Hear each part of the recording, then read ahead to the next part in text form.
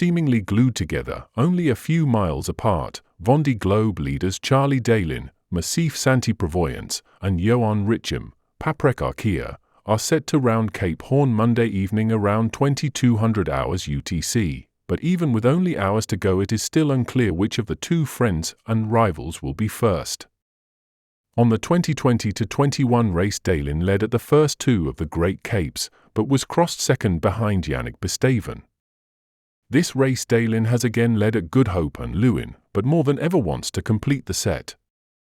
Between the duo who, Daly recalled today, first sailed against each other in 2005, and who raced and trained together as part of the Skipper Massif Talent Identification and Training Program, bragging rights are still important. Johan said, "We have sailed the Pacific together, and he is my number one rival, and I think we will see a lot of each other sailing up the Atlantic.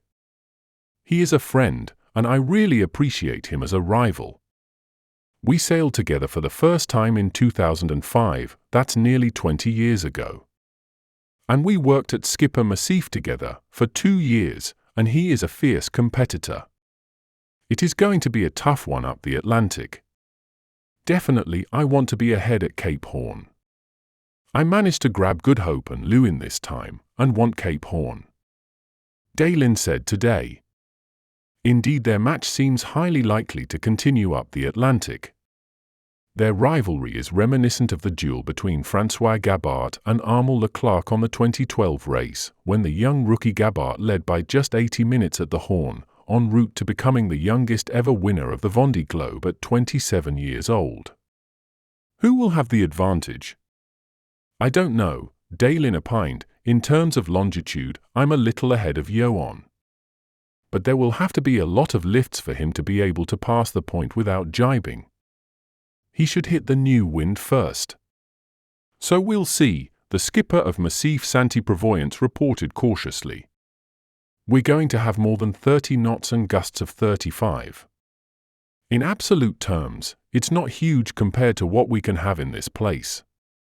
The good news is that we will pass quite close to the Cape, and during the day if we keep up with the routing, said Daly, who is preparing to round the southernmost point of South America for the second time in his career, and hopes to make up for the frustration of 4 years ago when he passed at night, without being able to see it.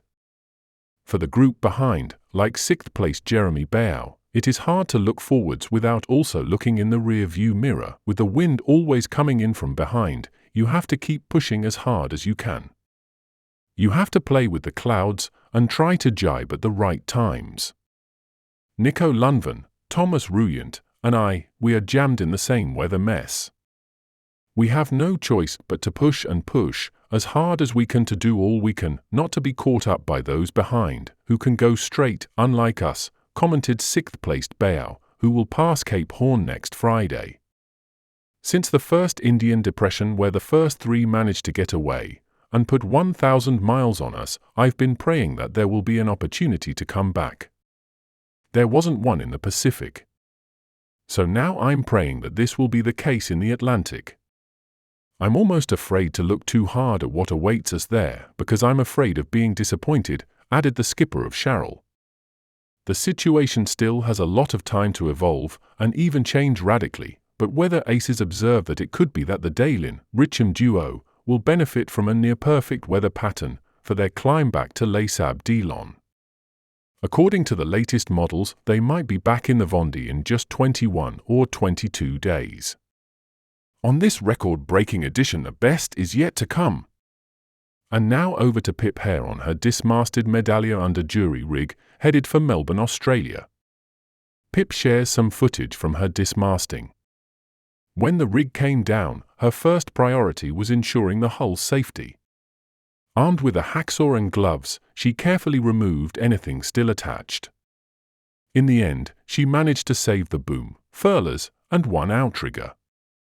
So here's Pip.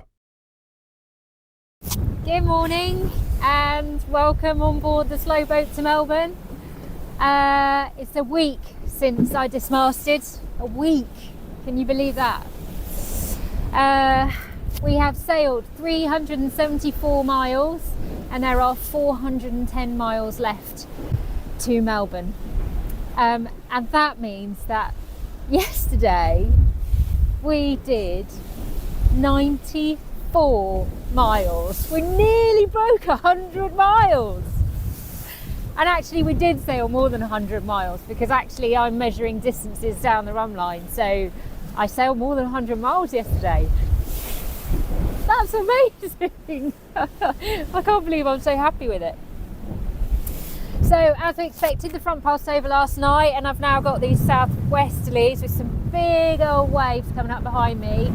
But the good news is that the pooping, the waves coming into the cockpit is a lot better now I moved that weight forward.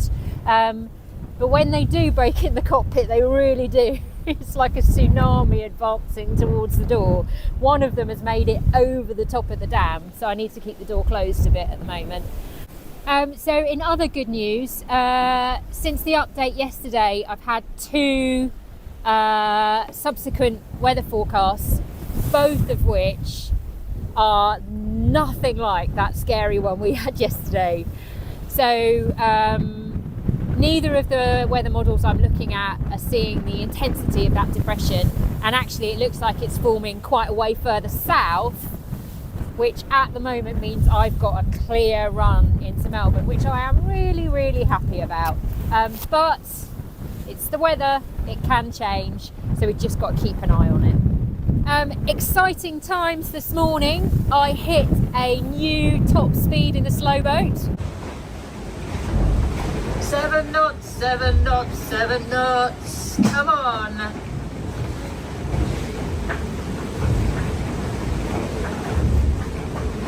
.3, 7.4. Yes. Following the update yesterday, we had a bit of seal intel from Rory, who says he thinks the seal that was by the boat is a sub-Antarctic fur seal, and he said they're much smaller than sea lions, and it looked like the one next to the boat was either an adult or a juvenile female. So thanks for that, Rory. Nice to know. Now I've made what might seem a rash decision, and I may well be opening myself right up to a load of criticism here, but I've decided, as it's my 1 week dismasting anniversary, which is not a happy anniversary, I have decided today is the day I am going to have my last tea bag. It's happening.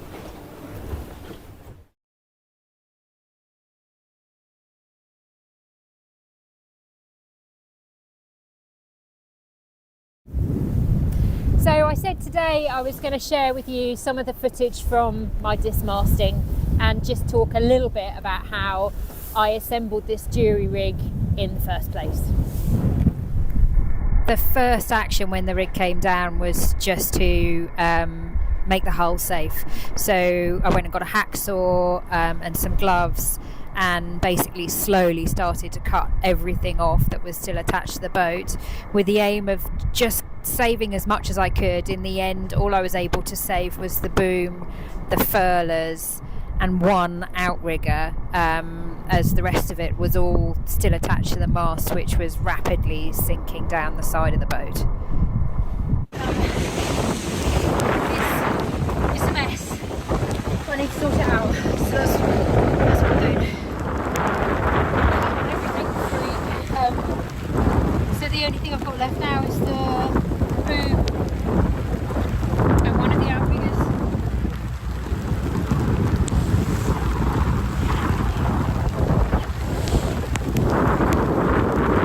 I just need to make everything safe now, get everything on board.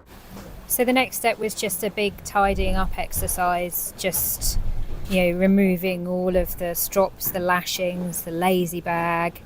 All the lines that I'd cut were tangled around each other, and then I needed to get the boom out of the way and secured on the foredeck, and the mast stump as well I needed to move, just so I had a clear area to work in and that nothing would go over the side, and then I could start thinking about a jury rig. So pretty much cleared the deck up now. And the next thing for me to do then is to see if I can get this outrigger hoisted as a mast. I did say to the guys that I would wait until they'd woken up, but I think it's going to get windy and the sun's shining, and I think I just want to do this now, so I'm going to give it a try on my own. One of the challenges was how to get the foot of the outrigger to stay in one place. Originally I thought it would go just behind the mast step on that metal ring there, and that's where I was aiming for. I'd got all the stays in place at the top, 2 back stays and a forestay. And then to hoist it, I just needed the bottom of the outrigger to stay put. So I attached a jib downline to it that I could pull down, and I wrapped it in a neoprene balaclava to stop it from sliding around. Attaching the stays to the top of the outrigger was relatively easy because there were already stays on there.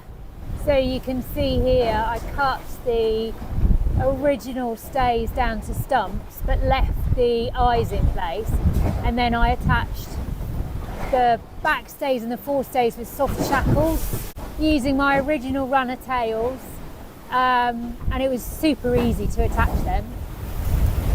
And the back stays just come down to the original backstay fittings. On the foredeck, I just attached a snatch block and used my Spinnaker downline snuffer, which goes already, that kind of leads back to the cockpit down that tunnel there. So I knew that I could control that from the cockpit. If we look here, we can see there's a lot of lines that come out through the top of the cathedral here, and these are the lines that came through the mast. So I knew I would have plenty of options for making halyards. I just needed to find one that was the right length because I did cut quite a lot of them. So for example, all of these were inside the mast and I just had to cut them to liberate the mast. So I just needed to find halyards of the right length. You might just be able to make out there a blue carabiner. So I attached that with a loop to the top of the outrigger, and that's basically what my halyards are going through. That's their turning block. So in here I've got this line is just pulling directly down on the bottom of the outrigger. There's a backstay there, a backstay on the other side, and then that blue line is the forestay. And I'm kind of hoping that if I just manipulate the 3 of them carefully, I might be able to hoist this thing. Let's see. I couldn't get the outrigger to sit after the mast base like I originally thought because the angle on the coach roof was too high to get it to slot into position, whereas if I swung the outrigger out to the side I could get it to sit on one side of the mast base. So that's where it ended up, with a balaclava around it for protection and then a ratchet strap around the outrigger and the mast base to hold it. It took a bit of organisation to try and get the foot in place, but it's working! It's actually working! 3 hours of work and I'm ready to hoist a sail. I can't believe it's worked.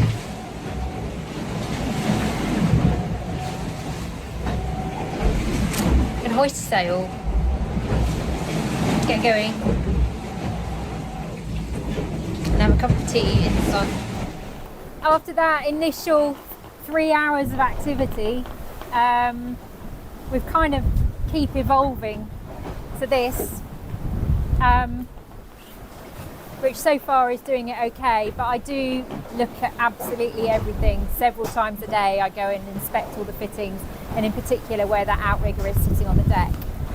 2 days time it's Christmas Eve, and I think I'm going to be becalmed for at least some of the day then.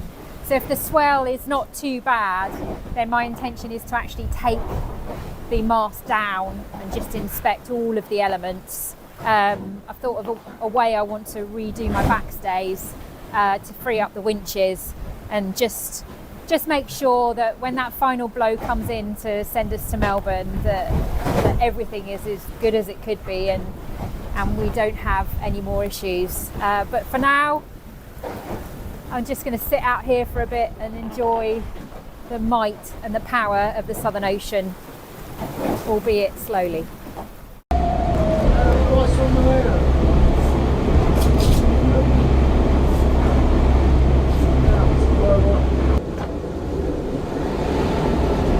Un petit cadeau de Noël. Est-ce qu'on va mettre ça?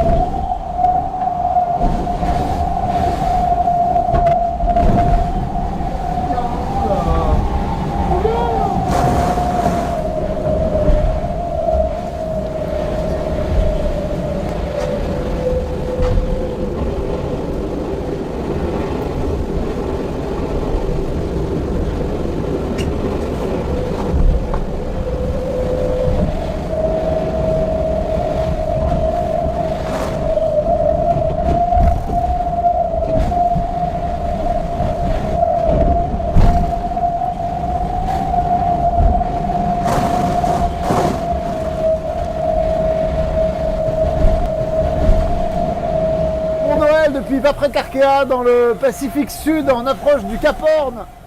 Ok, 1, 2, 3, partez. Eh ben, aujourd'hui, je vais vous montrer une image qu'on n'a pas vue depuis longtemps. On fait le contournement d'un centre dépressionnaire par le nord. Et donc voilà, clac, clac, clac. Et voilà. Et voilà. On est sous spi, messieurs et mesdames. Avec un petit oiseau là, depuis ce matin, il y a des oiseaux partout. Donc voilà, grand voile haute. Alors, évidemment, ça ne se fait pas en claquant des doigts, mais c'est nickel.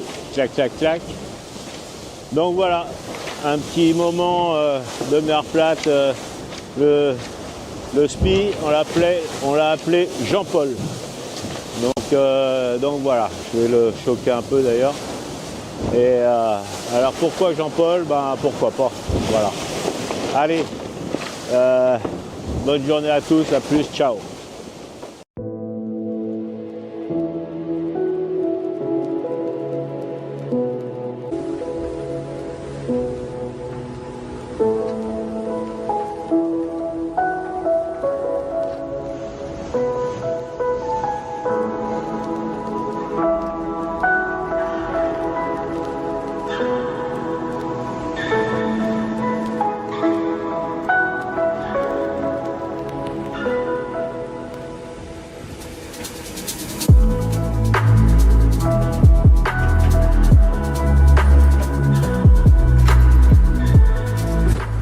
Cap Lewin les amis, on est en train de le passer là à l'instant. Ben voilà, 2 sur 3 pour Lazare, ça fait plaisir. Bon, regardez, je vous le montre, il est juste là-bas là. Hop là. Il est juste il est là-bas à l'horizon. Bon, on passe très très loin du vrai cap physique qui est en Australie, mais ça fait plaisir. Et ben ça marque un petit tournant, on vient de terminer l'entrée. On vient de terminer l'entrée dans les mers du Sud. Il reste maintenant le plat de résistance. Alors attention, passer le Cap Lewin, ça ne veut pas dire qu'on est dans le Pacifique. Le Pacifique, ça commence après la Tasmanie. Donc là, on est encore dans l'océan Indien. Et on a fait Bonne Espérance, Cap Lewin. C'est le plus petit morceau des mers du Sud, mais c'était bien intense quand même. C'est cool. On est arrivé jusque là, les gars. Ça fait plaisir. Et ben, faut continuer maintenant. Parce que là, il y a de quoi faire. Quand tu regardes une carte, quand je regarde une carte, je me dis mais qu'est-ce que je fous là? Qu'est-ce que je fous là? C'est un truc de malade. Ah, j'ai oublié le desktop pour WC là. Je vais le chercher pour. Je sais pas si c'est la tradition, mais c'est devenu une tradition à bord de Lazare. Donc on va chercher ça. Alors, on va la petite tradition maintenant. On va pour Neptune, hein. Hop là, pour le bateau. Puis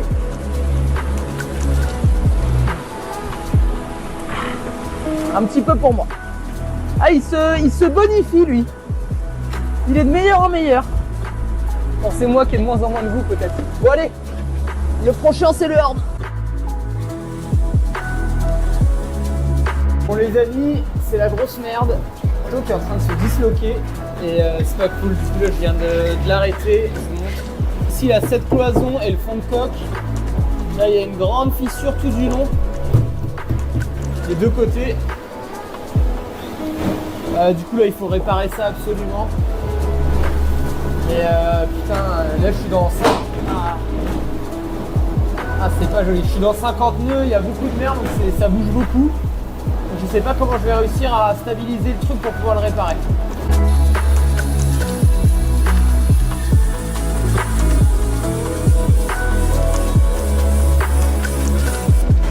Oh la vache. Putain, j'aurais dû mettre des lunettes. Bon les amis, c'est un peu la merde là. Il faut qu'il n'y ait pas de mer pour que je puisse réparer, pour pas que ça bouge, pour pas que le fond de coque bouge. Et là, regardez l'état de la mer. Je sais pas comment faire autrement que mettre la course sur pause là. Commencer par me laver là parce que c'est pas possible. Voilà, j'ai fait un peu l'état des lieux. Donc il y a quand même un petit risque de vraiment abîmer le bateau et que le fond de coque se casse et là pour le coup c'est pas drôle du tout parce que ça fait voie d'eau dans le bateau et là c'est pas la même histoire. Et comme les emmers n'arrivent jamais seuls, j'ai plus de moyens de communication. Ma Certus, mon antenne pour communiquer avec la terre ne fonctionne plus. Donc je suis livré à moi-même, c'est pas grave. J'ai réussi à sécuriser la zone. J'ai mis des mâts de planche à voile qu'on a emmené là qui plaquent le fond de coque. J'ai des mélates que j'ai cassées qui plaquent elles la cloison et du coup ça bouge plus et ça c'est cool, c'est une bonne première étape et maintenant je vais pouvoir faire une première strate.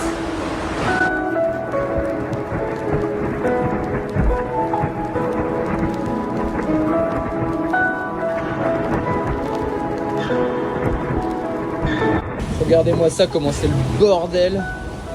Il y a tous les sacs là qui sont ouverts pour que je puisse décoller. Et puis il y a du carbone. Là tout noir que vous voyez c'est du carbone. J'essaie de pas en mettre dans mon lit mais et devant je vous raconte même pas. C'est un bordel. Putain, il faut que je dorme là. Bon bah voilà, je viens de strater le deuxième côté. Et j'ai enfin retrouvé une communication Certus. Donc j'ai pu appeler mon équipe et ils vont demander à l'archi du bateau si ça suffit ou s'il en faut plus. Parce que je sais faire de la strat mais je suis pas non plus un expert.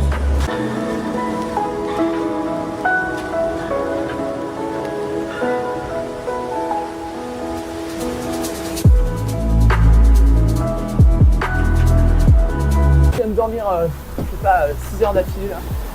Je suis réveillé pour prendre un riz dans la nuit. Bon, les strates ont séché, les premières strates ont séché, donc j'ai pu renvoyer de la toile. Et j'ai beaucoup de chance parce que la mer est particulièrement plate là. Et les conditions sont cool, il fait beau, il fait pas froid. Donc je vais pouvoir aller terminer cette réparation aujourd'hui. Il me reste 2 strates à faire.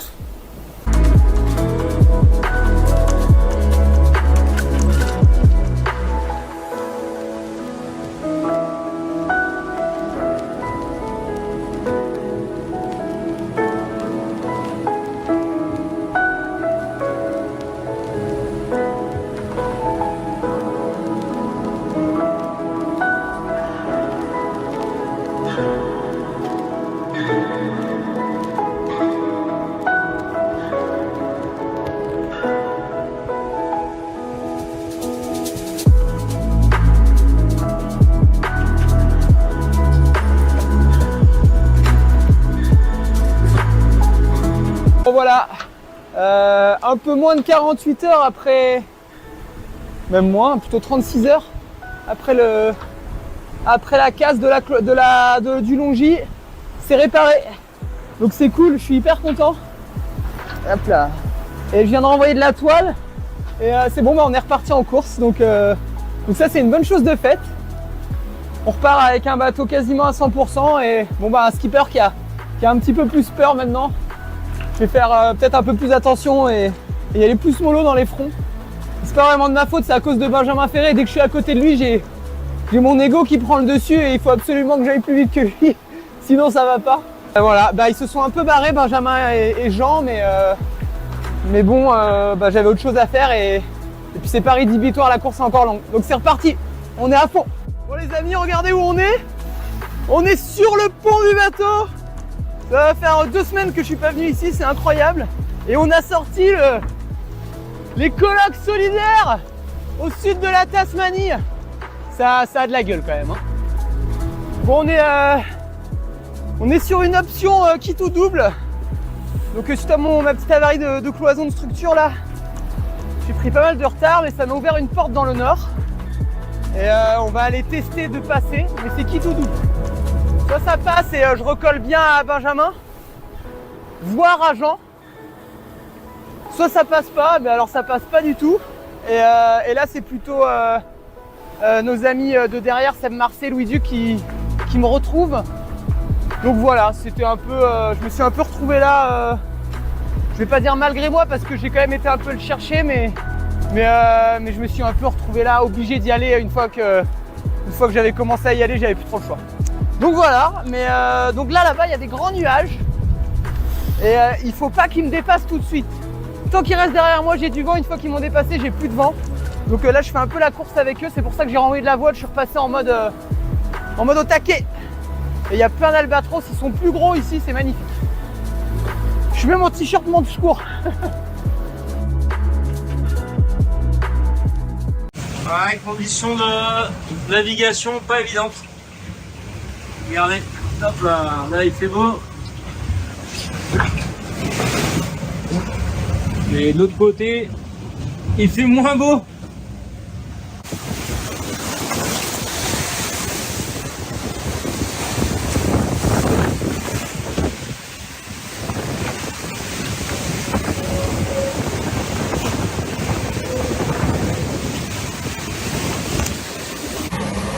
Ouais, bah pas évident de pas évident de naviguer dans des conditions comme ça. Par contre, c'est beau, hein. Ça c'est sûr, hein. C'est pas des petits grains de couteau noir. Ça c'est des grains de Grand Sud. Ouais, impressionnant. Impressionnant, mais pas facile, parce que le vent il passe de 15 à 40 nœuds. Donc faut être un peu dessus quoi. Faut être un peu sur le pont pour pas faire de bêtises. Voilà. Pas facile, là j'ai eu de la neige, de la grêle. Là dans ce gros grain là, il nous est vraiment passé dessus. Pas pu faire grand chose. Voilà un peu les conditions du moment et qu'on a depuis un petit moment maintenant. On est dans la traîne de la dépression et du coup c'est très actif. C'est très actif et beaucoup de grains comme ça. Enfin celui-là il était quand même gros. Allez, à plus.